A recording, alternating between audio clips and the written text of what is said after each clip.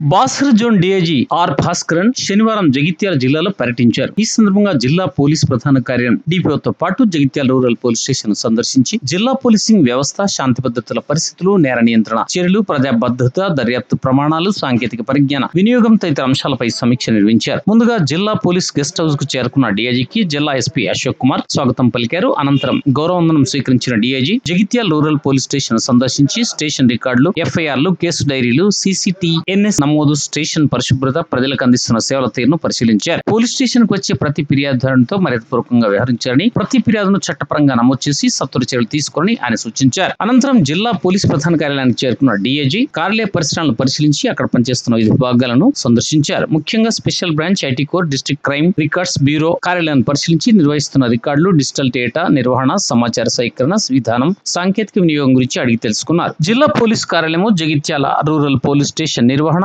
రికార్డుల మెయింటెనెన్స్ సంతృప్తికరంగా ఉన్నాయని పేర్కొంటూ అధికారులు, సిబ్బందిని డీఐజీ భాస్కరన్ ప్రత్యేకంగా అభినందించారు. డీఐజీ వెంట జిల్లా ఎస్పీ అశోక్ కుమార్, అదనపు ఎస్పీ చేతన్ నితిన్, సిఐలు, ఎస్ఐ మరియు సిబ్బంది తదితరులు పాల్గొన్నారు.